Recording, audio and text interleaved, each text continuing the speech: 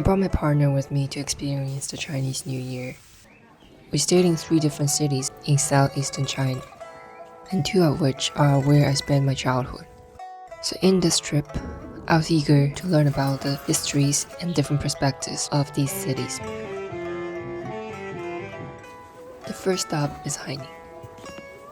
This is the town where my grandparents used to live, and where I spent my summer vacations when I was a child.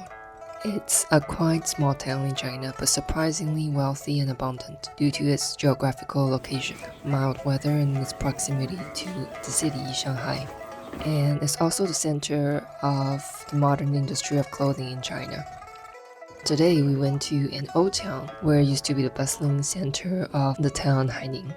This area is called Nanguanxiang, which literally means the area extending outside the southern gate. The earliest record of this gate dates back to mid-1600s during the late Ming Dynasty. Inside the gate is where the government facilities, wealthy people, and bustling markets are located.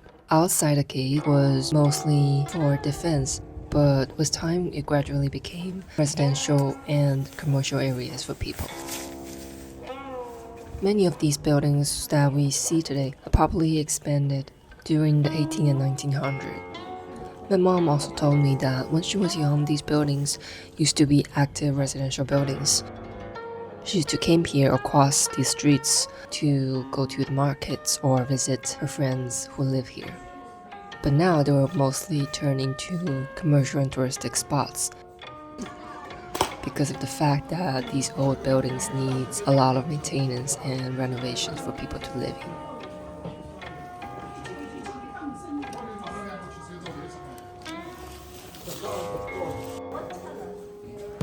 in. Shadow puppets, a traditional Chinese folk art. Shadow puppets tells various folklores and stories using characters that are made of painted leathers. The earliest record of this form of art can be found 2,000 years ago in the north. But Haining, located in the south, developed its own variation of shadow puppets since 1200s.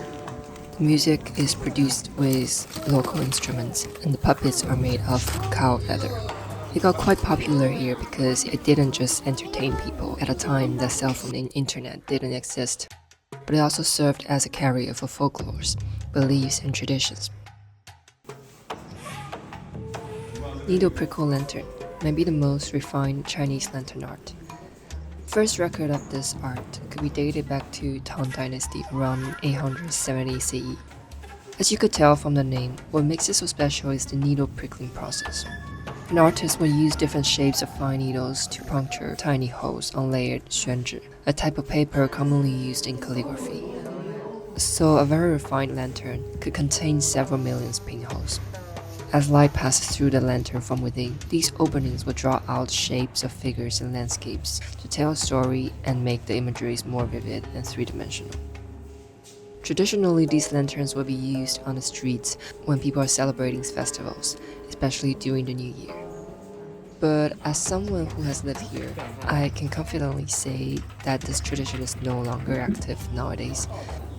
You could only appreciate the beauty of these lanterns in a dimly lit place, without electric lights, phones, and digital screens. I guess as we obtain more convenience in our life, we inevitably have to leave something behind. Something that takes more effort and time to make and appreciate.